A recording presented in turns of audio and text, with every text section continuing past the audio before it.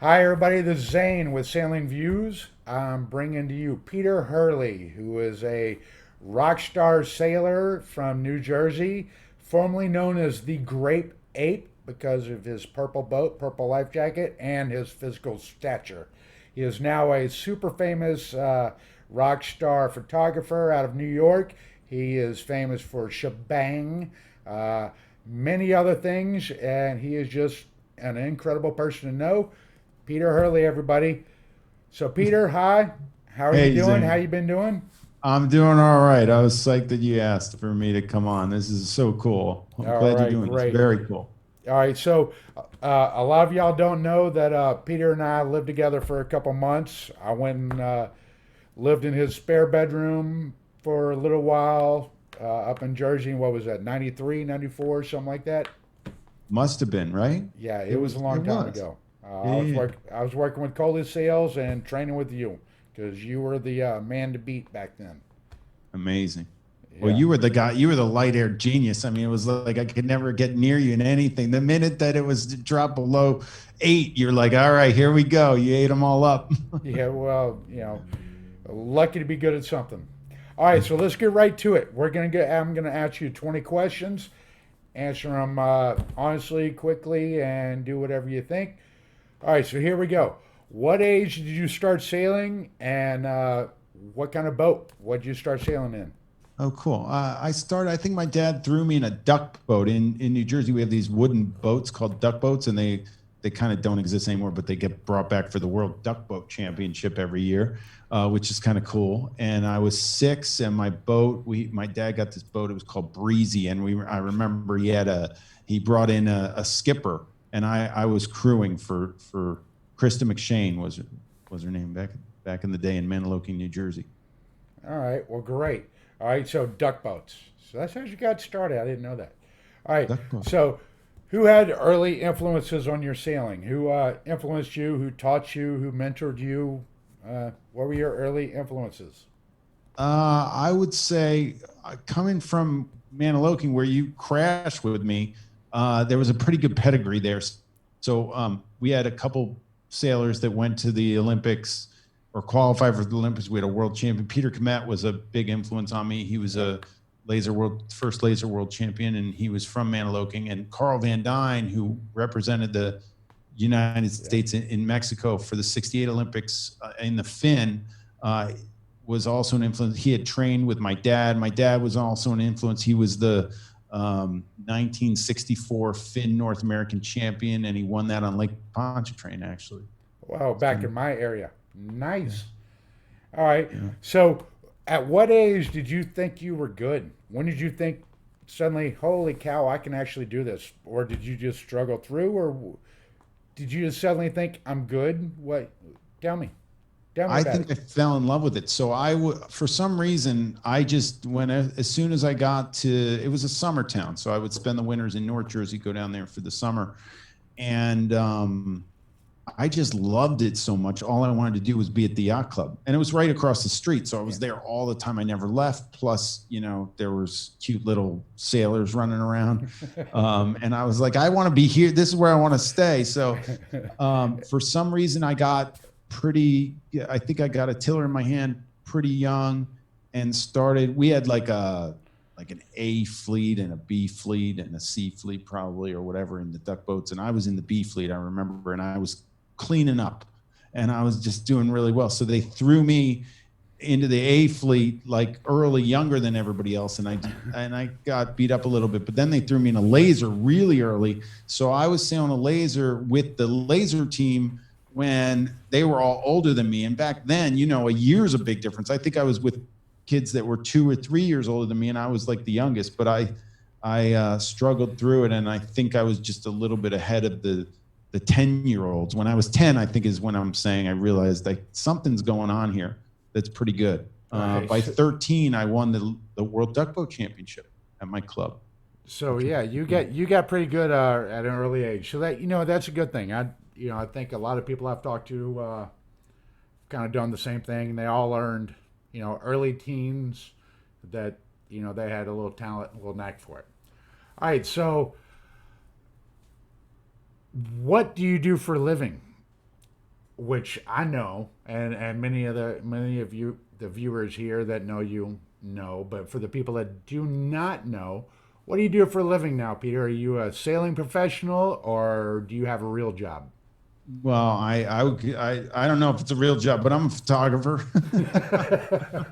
I I don't feel like I'm working. I love it. It's amazing, and it all stemmed from Oh, sailing. Like my life was just a bunch of circumstances. Things happen, and I just followed this path, and I ended up with a camera in my hand, and it all kind of evolved from being in the boat. So in a strange and really strange way. I remember, what was it, 93? And I know, like, everybody, all of my videos so far have been people in the 90s. So eventually I'm going to have to move forward with that. But in the 90s, mid 90s, I think I was with you, what, 93, 94. And right about that time, you had gotten sponsored by DKNY. And Yeah. you had gotten a lot of really good press and a lot of good pictures. And you had all kind of really good things happening around you. Uh, you didn't have a marketing team, but you were pulling it off really well. Um, to me, that I feel like to me that's what kind of transpired you getting into this photography business, and what kind of started it for you was just learning about that. I think it was Vanderholt or somebody like that that took pictures of you, and you suddenly started studying. I mean, is that the case, or how did Yeah, I that work mean, out? yeah, the way that it happened, we were sailing in the Atlantic Coast Championship at Maniloking, and I think you were staying with me at the time, Yeah. and I sailed up to this dock, and there was this woman on the dock, and she was a sister of my neighbor's wife, and they said, "You got to come meet her, come meet her." So we got the boats in, we put the boats in. I went over there and I met her, and she was a designer at DKNY, and she's like, "Look, I think you could do this modeling thing, and I think you need sponsorship. I'm going to help you." And she helped me get sponsorship. She helped me get sponsored by DKNY. She not only did that, she sent me over to Ralph Lauren, who was doing ad campaign for sailors for their polo sport And you stuff. left me behind, by the way. I was living with you, Yeah. and you left me behind. Well, I didn't have as much control over that one. That was my first ever anything. Otherwise, I did do Abercrombie later, and I did put the models together for that, but I left you behind there too. Sorry. Yeah, yeah. I love you either way. Hey, Yeah. all right. So let's go on to the next question. What's your favorite boat? What's your favorite sailboat, and why? It's got to be a laser. I Really? just think, the fact that I'm still doing it, I love it. Which is I've always been amazing. I did the two campaigns, and I'm a single handed. I love sailing single handed. I have another boat. I have an East Scout, which I love as well. But the laser has such a special place in my heart. I mean, I go back to those races that we had together in it. I think everybody, if you look at the scope of the world and what the laser world champions and the stacked fleets that we sailed against, all the guys we sailed against all went on to the Olympics, all did well. They're all pros now. They're all doing America's Cup. Like if you go pro, chances are you went through the laser fleet to do it.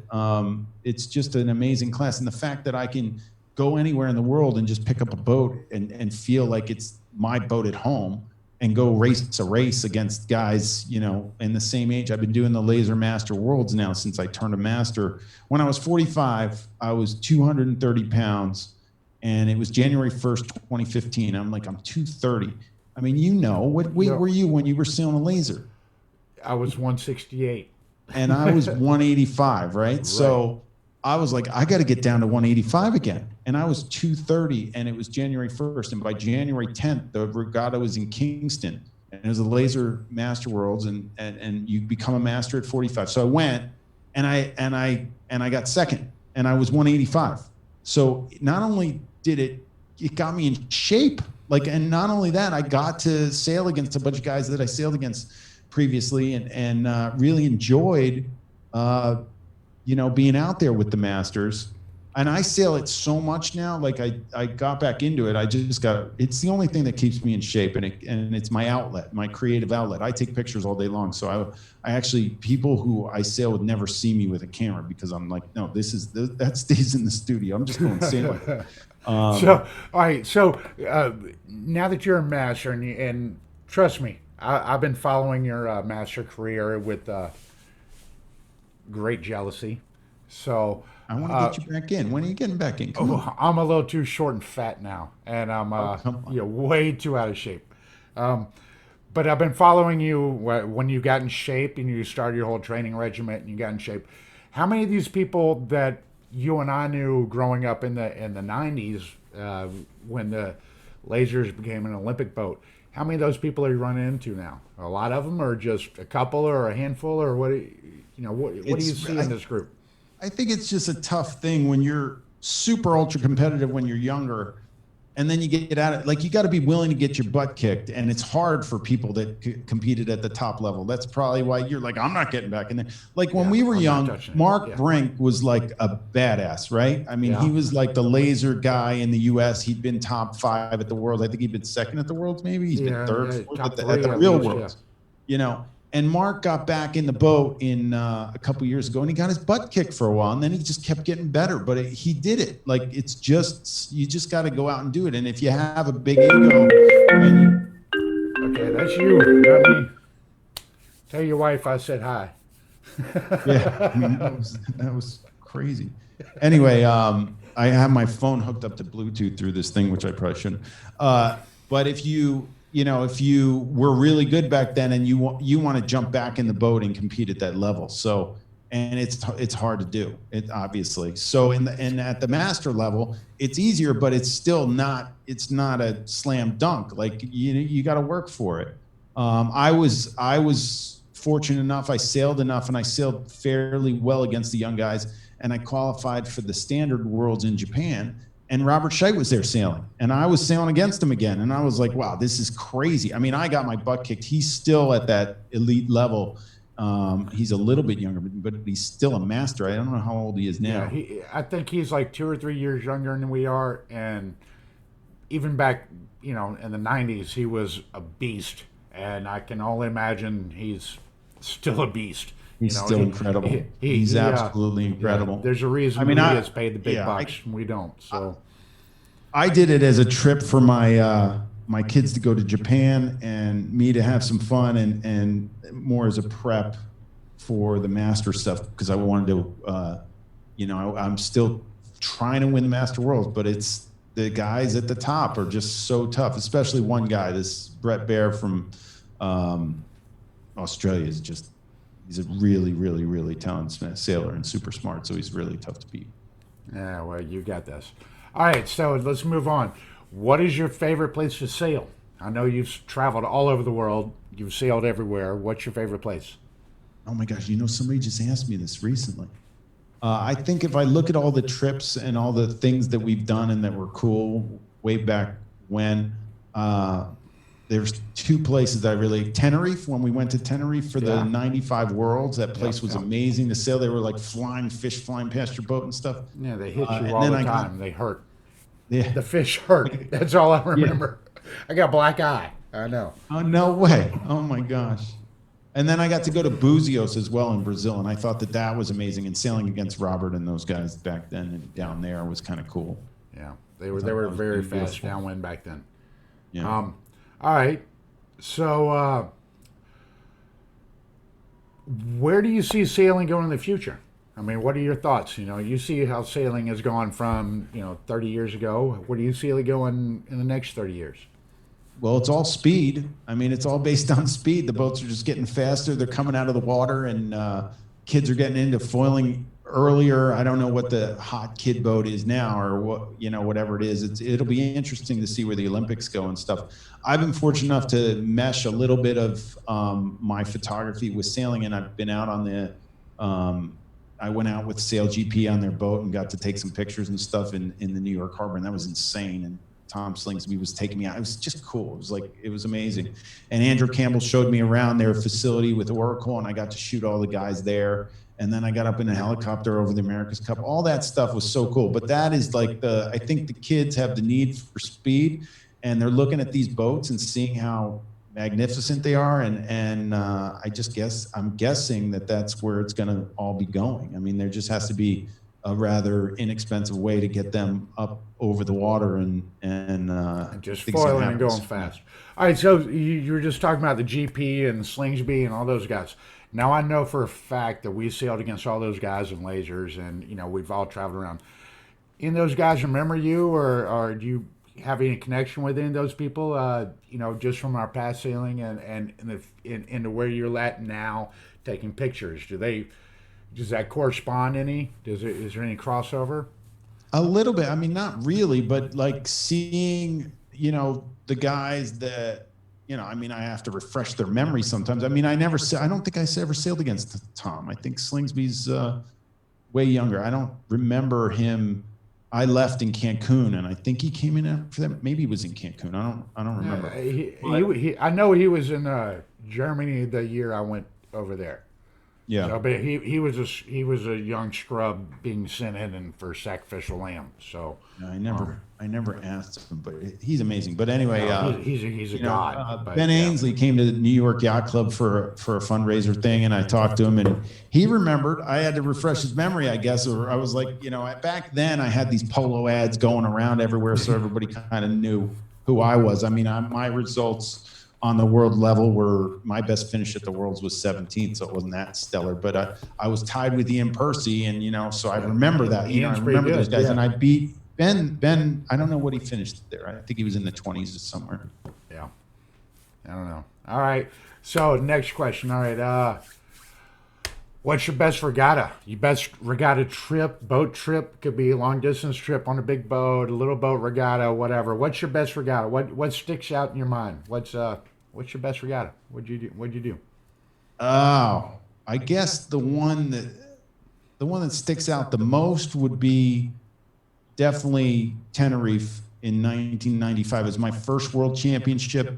We had 140 boats, I think, and nobody expected me to make it into Silver Fleet. They were all like, all right, Hurley will be in bronze, maybe silver. And I was in 8th place going in the last race in gold. I was like top 10, and I flipped over. I mean, it's just the most painful flip I ever had, because I was in 5th, and I finished 32nd, and it pushed me from 8th to tied for 16th, and I finished 17th. That one, and yeah, that was definitely the most memorable regatta I ever had. I was sailing out of I just gotten, you were out of your league. It was like me and you knew when we started, we had to get through Nick and Andy and I'll just say the last names too: Nick Adamson, Andy Lovell, Steve Bordeaux, Kevin Hall, all these guys that were just rock stars. And we were like, you and me were like just starting the campaign, and could get some good results sometimes, but it was tough to beat those guys. And I was the top American in that regatta for a while. And then Nick and Steve beat me, I think. Yeah. I just remember grinding through those guys, and then going to the world stage. Once you went international, it wasn't just your local American guys you had to grind through. You had to grind through names that you've been reading about and living up to forever. And then suddenly that's a whole nother level. And yeah, the whole mindset back then was, you're up against the world, and you had to learn it early. I know you prevailed at that, and that's one of the good things. That's why I got you here on the channel right now. All right, so let's move on to the next thing. What's your worst regatta experience? I don't think you got stuck in a van when driving across the country with me more than once, but what's your worst regatta experience? Well, my worst was, You can't say Tenerife because you already use that as your best. No. This was my worst for sure. So I'm sure there was stuff that I remember that was the worst, but this was the worst because of what I had to do. So I won. I sail in E-Scout, and I was never really good. The E-Scout sailors are amazing on the East Coast. The guys inland are even better. Like, it's insane class to sail. I love it. It's just really super competitive and really difficult, and the guys are all great. And for some reason, one year, I'd been sailing the boat for a while. One year, my boat was just the sail combo. I don't know. I went off the line, and I would just be like, where'd everybody go? I was like, the boat is moving. So I told my crew that year, I think you were in the Radial North Americans in 1989. We're in Little Lake Harbor. So yeah. And I won that, and I always sail well in Little Lake Harbor. Like, it was always my spot. I was like, I'm just gonna, the Laser Nationals do were what there. Yeah, like, it was my spot. So I ended up winning the E-Scout Nationals that year, and I got invited to the Blue Chip, which is in Pewaukee, Wisconsin. And I'd never gone, and I always wanted to go. And I had the guys who crewed for me at the Nationals couldn't go. So I picked up two other guys I had never sailed with before. And we went out there, and it's like the best of the best. And they have a mystery guest. I forget who the mystery guest was then. But they have like some badass come in. And anyway, if you get last on the night before the regatta ends, you have to walk the bar in your underwear at night. So I won the national. I can only imagine. 2 weeks later, I'm in last, and I walked the bar in my underwear. And you CKs, baby. I finished last the next day too. I sucked. I got dead last. I've never gone back, and I've been waiting to go back because I was like, I got to go back. I'm not walking the bar again, but I got to go back. Yeah, no kidding. After, you get shamed and publicly humiliated. Yeah, that makes it a little difficult. The picture, somewhere I don't want to see. All right, so I know you've traveled a lot of places like I have, and I know I've seen some interesting things floating in the water. What is the most interesting thing you've seen floating in the water by you while you're on a boat? Oh my gosh. Human head, an arm, a leg, condoms, what? Oh my gosh. Yeah, we've seen a lot. We've seen a ton of stuff. We've seen a lot. I know I've seen a lot. I just can't remember what it might have been. There must have been something. This is a tough one. You should have given me this one ahead of time. Yeah, that's all impromptu, man.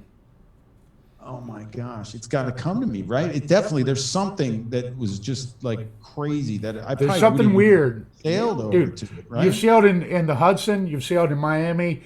I know you've seen some weird stuff. Everybody's seen weird stuff in those two places. So, I just did an interview with Will Glenn. His was in the Hudson, a pile of like a big pile. He didn't give all the details on there. He told me later that it was like a 5 to 8 foot pile of condoms all correlated together, and that was his weirdest thing. Oh my gosh! So someone else just, they were a lot more timid, didn't say anything else. But come on, you're Jersey, baby. Come on, give me something good. I can't even weren't we sailing and like all the fish died and they were all floating and we were sailing through dead fish or something somewhere? We've done that a lot. Yeah. That was weird. Yeah. I remember in Miami, I had one of those Portuguese man of wars. Remember we were doing those long upwind grinds and we were like 6-7 miles out and I had a Portuguese man of war laying in my lap. I'm out there in shorts and, shorty wetsuit and okay, that thing just about killed me. I just remember I turned and started heading downwind. Everybody else followed me, thought we were racing downwind, and I just remember freaking out because I was dying. I thought I was on fire. I don't know, all kind of fun stuff. I think it was in Miami I saw the human arm. I went sailing by an arm one time. It wasn't the rest of the body, it was just an arm. Like shoulder up, just kind of floating. What? Yeah, that was weird. So, oh gosh, I figured you would have something even better than that. Not that. I mean, I'm sure I have something. If I come up with it, I'll let you know. So you can tell it on another podcast. All right, we'll bring you back around because I like talking to you, Peter. You're always one of my best friends. Top of my head. Yeah. All right. So, what's your best role on a boat? If you're on a boat, e-scow, big boat, whatever. What's your best job? Are you a skipper only, tactician, crew boss? What do you do? I'm worthless. Anything physical, like I'm just terrible. I tried to sail big, but I'm just terrible. I can drive the boat, or I can do tactician as long as I don't have to touch anything. Like I'm terrible. I don't know why. I've always been a single-handed sailor, and I can. And the worst is that my crew, when I went from the laser to the e-scow, I would just tack without saying anything, and they'd be like, "There's bilge boards here, buddy. Like you can't just turn." You can't just do that. And I did it all the time. So I'm like terrible driving when it's not single-handed. I'm just not somebody that anybody would pick to have as a crew. Okay. The only time is if I'm tactician, I don't have to do anything. Like other people are running around and I can just focus on tactics. That's worked. I made that transition because, after the 96 trials, I tried to quit sailing. I mean, I gave up. and I got recruited by a 40-foot boat team, and they tried to make me bow. Of course, I couldn't do dip pole. I can do end for end like nobody's business, but dip pole, I don't know. I kept flipping the guy the wrong way and screwing it up, and I'm so glad I did because then they stuck me back to tactician, which is There what you I go. excelled at. But Yeah. even with that, it took me about a year or two to understand that whatever call I make, I have to transfer it through the other 10 people. Right. You have to, it's all about coordinating. You're not just making calls, you have to coordinate 10 people on the boat. I end up getting much better at that, but I know it took a lot of growing pains. I even like if we did well at a regatta and we get up on the stage and we have to do a speech, I'm always like, well, I did this and I did that. My crew's like, we.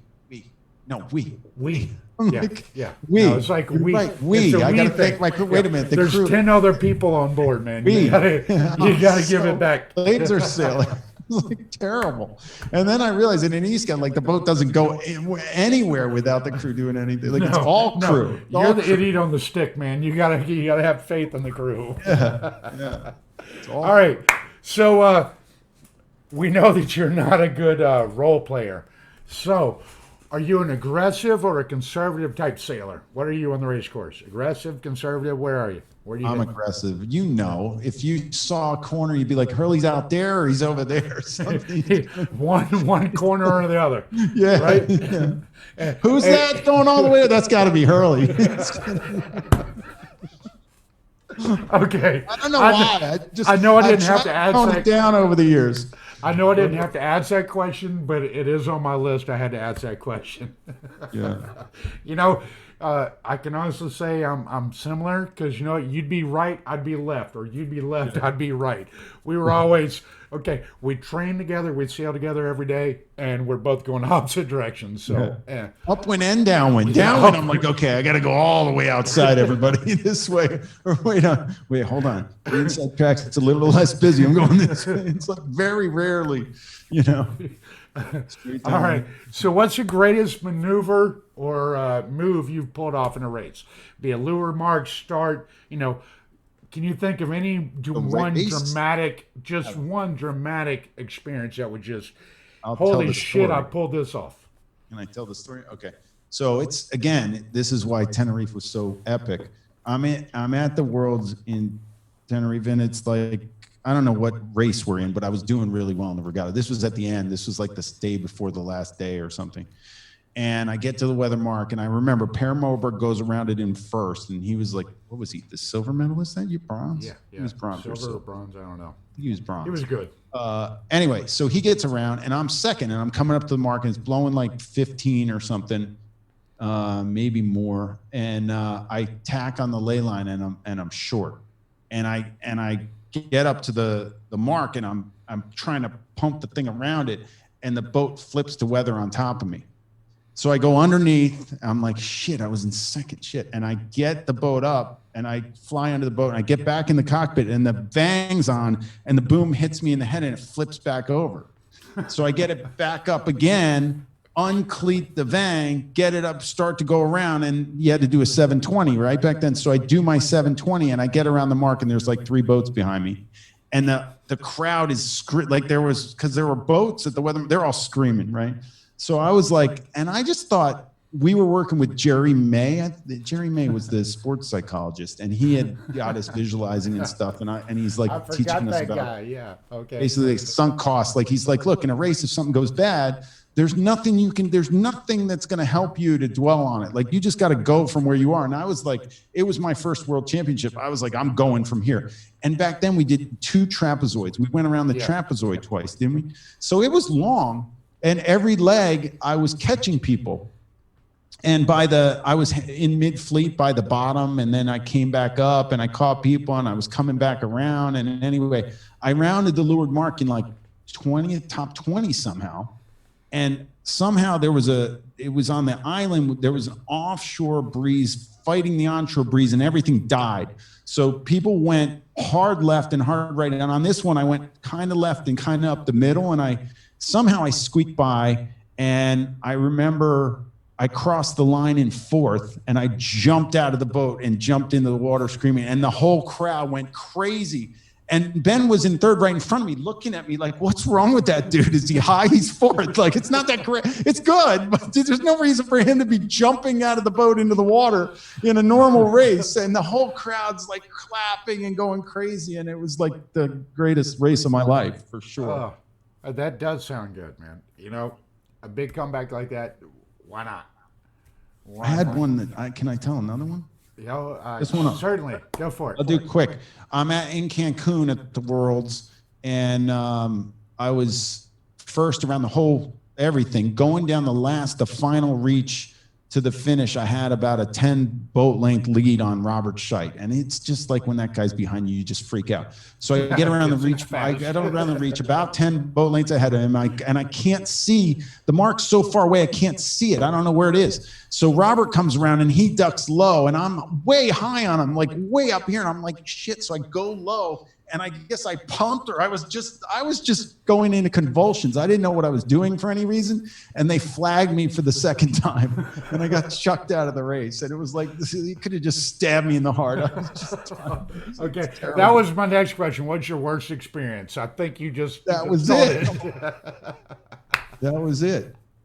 That by far, awesome. I never won a race at the Worlds, and I was close a bunch of times. I was in first a bunch. I never finished. Yeah. All right, so let's move on to my next question on my list. Your favorite project or program? Like, have you ever been part of a big boat program or done a big project? I mean, Olympic trials, whatever. What's something you're really proud of you've done? What kind of program, what kind of project have you done that you're just happy with the result, happy with how it all went? I mean, I never sailed like that. I wasn't like, I was a single-handed laser sailor that sailed myself, and I never got into big boats. I never sailed big boats ever. I never got asked. And you didn't get to do it. I mean, I did Block Island Race Week as a tactician, and Ryan Mint drove, and we won in J105s. That was cool. But that was it. I mean, the projects that I feel like sailing-wise that I'm proud of now are the ones that I do with the photography. You know, I got to shoot Bruce Kirby, and they did a I've seen all the people you're taking pictures of, and it's sick and amazing. And, you know, I still keep waiting for you to send me one of these cute single girls, but you haven't, and it's been 30 years now. So I've been asking you that since I lived in your cottage for the summer. So I don't want to hear it. You always stuck me with that. I always have and always will. Yeah. All right. America's Cup. It's all foiling. It's all fast. Do you love it? Do you hate it? What do you think? I think it's the way we're going. I think it's cool. I mean, I just think that the technology's there. Why not? I mean, I think it's, why, if they have the money to spend and the guys are figuring it out, why not dial it in and see what it can do? I mean, these boats are cool looking. They're fast. You want them to go slow, and it's cool going. They go faster than motorboats now. That's the scary thing. It's amazing, and it's visually, for me as a photographer, it's way more fun. I mean, I don't know, being a photographer. How can it be way more fun? You have your aperture has to be so. They're cruising by you. You have to be like cooler, taking pictures the level as fast. Of coolness. Level of coolness is way higher. I mean, it's good stuff. The cool factor's there. Oh yeah, and the guys that are doing it they're so cool. They're like celebrities, and it's so cool to see. They're definitely celebrities. And the funny thing is, that's the same group that are like 2 or 3 years younger than us. Yeah. Anyway, all right. So, what are your future plans in sailing? What are you going to do now? Now that the virus is over, the pandemic's over, or whatever. Do you have any plans for sailing? What are you going to do? What are you looking forward to? I was in Australia. I went to Australia for the Laser Master Worlds, and I got down there, and the next day they canceled it. So I was stuck. I'm in Australia. What am I going to do? And then Trump was closing down Europe, flying in from Europe. I was like, well, if he closed down Australia, I better get back. So I came back, and then I self-quarantined for 16 days, and I got tested, and the test came back negative, so then I could go home, and I went home. And now all the regattas are getting canceled, and everything's moving. And now regattas are overlapping with regattas that didn't get canceled. So everything's moving into the fall in September and stuff. And now like laser stuff is conflicting with e-scout stuff. Everything's a mess. Yeah, e-scouts and lasers, whatever's going on. I'm in on one of them. But I put on a bunch of weight, and now I gotta get back down to laser weight. What are you up to now? Well, I was just like 210 the other day, and I was 192 a month Okay. ago. All right, Peter. Would there ever be a day that you thought I would be heavier than you are? No, never. I, all right. I basically hover between 192 and 212. Oh, really? And No it way. depends on how lazy and how much I eat. And I can assure you right now, I'm eating out of sheer boredom. Yeah. Just I don't know what else to do, so I'm just eating. I keep trying to diet, and I'll go on a diet for like 2 or 3 days, 4 or 5 days, and I'll drop back down to 192, and I'm like, yes, I'm good. And then next thing you know, I'm back up to 208. And yeah, so yeah, I was like, I'm a fat I'm boy. telling you, I would be if I wasn't selling a laser, I'd definitely be 210, 215 and just live. That would be that's it. I got up to 230 before, but I'm sure I would be but with the laser, I just got a new one down in Australia. We're shipping it over on a tanker with a bunch of boats, and I want to sail that sucker and be competitive. So I like to be around 190 or less, a little bit less, like 187, 180. If I can get down to 185, I got to 183 for a Worlds. I think that was a little bit light. I don't know So how you're strong. still the great babe. 183 is light. Come on, for a Oh. laser. That's remember, I was 168 for 4 years, dude. 183 That's is when we perfect. wore water bottles. Yes, but the water bottles killed my body. That's why I don't sail anymore. All right, let's move on to the next question. What do you think about women sailing these days? Is it getting better? Is it getting worse? What do you think about women sailing? Oh, I think they're amazing. I mean, the fitness level, because I see all the radial sailors at all the events, and I actually sail against them sometimes. Like I did training down in Cabarete, and Basilia from Greece, she's just like amazing. And I got to sail against her in a full rig, and she's in a radial, and she's doing stuff that I've never seen before, and I was just amazed. So it's the level's really high. It's really ultra competitive, and it's just cool to see what they're doing. All right, we're good. All right, now what do you have? What kind of ideas do you have on growing the sport? Like, if the sport to me seems like is slowly declining. What do you have? What kind of ideas? What can you do to grow the sport? What are your thoughts? I mean, it all starts with community and youth. And what's happening is that we're doing well, like when I grew up on the Jersey Shore, we used to like have all these feeder classes that would go into the bay, and then it's BBYA was on Saturdays, and we do it, and then you'd have lunch, and you'd have this community aspect of it, and you never wanted to miss it. And I think it's just the kids are so busy these days with so many things thrown at them that they're just maybe not as focused on that in general. And then it goes into like when the like the U.S. team at the Olympics and our results, we always used to be dominant, and now it's been years. When was the last time we were dominant in L.A.? Yeah, I mean, it's been a 86. really long time Yeah, because it's these been a other while. countries take it so seriously, and with the funding and everything like that, I've been talking to people at U.S. Sailing about funding initiatives and stuff like that. And now with what's going on, we have no clue. But it's going to take money, it's going to take talent, and it's going to take community to like. It's hard. I'm in a yacht club, and it's like. I'm like, I don't know these young kids. Like these young kids coming up should be on my e-scout with me or whatever, and I don't know any of them. It's just a matter of community. I think it's different than when we were growing up. Yeah, I mean, I'm in okay, I'm a member of one yacht club, but spend more time at another yacht club, and the second yacht club that I'm not technically a member of, but I've been there all my life and used to be a member and used to run everything, and I'm still down there more than I am at the yacht club actually am a member of. Fairhope. Yeah, it's Fairhope. So I'm at Fairhope a lot, and I'm trying to get people to come sailing. And I've got my Melges 24, and I'm like, hey, let's go play, let's do this, and there's no crossover, and it doesn't seem to matter. They say yes, I'm up for it, but they're never available. I can go to Mobile Yacht Club, which is the club I'm actually a member of. It's right across the bay. It's not very far away, and we're kind of rivals. Mobile versus Fairhope, Mobile versus the clubs on the bay. But at Mobile, everybody's welcome, and they all show up, and you're always over inundated with people. You're like, I can't take any more people on my boat. But at Fairhope, which has a larger member base and more youth, I can't get them. I can't beg them to go sailing with me, and I'm not quite sure where it needs help. And that's something. These questions are existential, and I don't really know where to go with them. Well, kids have more to do these days. They got to make the decision that they want to do that. And if the parents see, my dad was so into it that it was like it was like push him in and see if it takes. Big Dan is definitely a feed him to the shark and see what happens kind of guy. And it didn't. Your dad still intimidates me. Yeah, he's a tough one. He's a tough one. Yeah, I'm sure.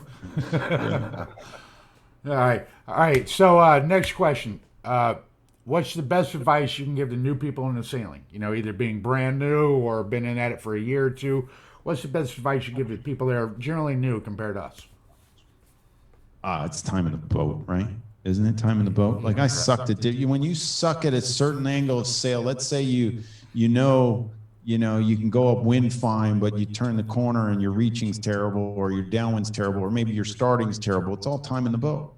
And you have to have the desire to do it and the time to be in the boat and do it and do that. I think anything is, you can learn it. I remember, back in the 90s, Nick was the best downwind. I mean, he was just the fastest laser sailor. He went to the Olympics. He was tough to beat. He was good in every condition. He was just a good sailor, and I decided to move to LA and train out of the U.S. Sailing Center in Long Beach because I got to sail with Nick every day, Nick and Alex Asensius. And they went and they were like rocket ships on reaches and downwind. And I would be like, they'd be waiting for me forever. And we went out every day and it just got old for me. So I actually figured it out. So see, the funny thing for me is I got to train with Nick in the lakes of Texas for about 2 years before I ever got to run into you. So that's why I was better than you downwind, and you cleaned my clock upwind because I just couldn't go upwind. So the moral of the story is get with somebody fast and get out there. Yeah, because we both got better because of that. I actually I prided myself on my downwind speed at the end of that thing, and I'm still pretty fast downwind. I really enjoy going downwind in the laser. It's one of my favorite things to do now, even to this day. All right, so we're down to the last question. Anything else to add out of this whole little interview and our whole little catch up? What else you got to add to this? I would say that everybody that you talk to, if they were in the laser class that we were in, which I know you're talking to a lot of them, get their butt back out there for a master regatta because I can't talk them into it. Yeah. Would you ask them a question? Just add the question. Would you get back into the boat that you competed in when you were younger? I know I know. Look at you. You're fidgeting, thinking about it. You're like, there's no way I'm going to ever put my butt in a laser. Dude, my boat handling is still better than everybody's, like it always was. But I'm so lazy and out of shape. I couldn't hike then. What makes you think I can hike now that I'm 50? It's not going to happen. But who says you're hiking? You're hiking against other 50-year-olds. Yeah. At least, you know what? Maybe I have 30 pounds. Actually, I have 40 pounds I didn't have. I might be able to make it. You might impress yourself. Anyway, that's what I would say. Because it really is that, like, this is the thing about sailing that I found is like the coolest thing to me now, being 50. I just turned 50 in February too. Well, I don't know when you did, but I'm 50 as well. And it's this. My buddy said he's jealous of me, and I was like, why? He goes, because I played baseball growing up. I can't get a baseball team together and go play baseball. You get to play this. You get to do the sport that you grew up doing at a competitive level. I just went to Japan and sailed against all the Olympians and qualified and got to sail on the same race course as them and start next to them. How ridiculous is that? Like, we have an awesome sport where we can do that. It's just incredible. That's very true. I consider myself completely a weekend warrior, but it's the weekend warrior stuff is awesome. All right, Peter, I'm going to put you in charge of having a reunion regatta. You're now in charge of it because you brought it up. I can't get them to. If you're talking to them, you have to get them. I'll talk to them, but you're the leader. You're going to be the great bait ringleader. So that's your job, man. Come on. You got to find Matty from Gainesville. I've lost track of him. I can get him for you. I know. I got his number. Yeah. All right. You get Matty. All right. Look, After you, I've got I think David Loring and a couple other guys left. So I'll tell all the guys I said hi. I will. Dave sailed with me on the East Coast recently in Charleston a couple years ago. Really? You got Spanky out Last year, there? a year ago. Last year, 2 years Yeah, ago. don't get me started on Spanky. That's a whole nother issue. All right. Yeah. All right. Peter Hurley. Everybody, in case you don't know, this is Zane with Sailing Views. I want to thank Peter Hurley, who's from Shebang Headshots Crew. He's got a whole photography thing going. Keep an eye on him. Look for him on Facebook, online, everywhere. He's famous and he's a great sailor. Anyway, Peter Hurley, everybody. Once again, I'm Zane Yoder with Sailing Views. Thank you very much, and I will talk to you later. Bye-bye.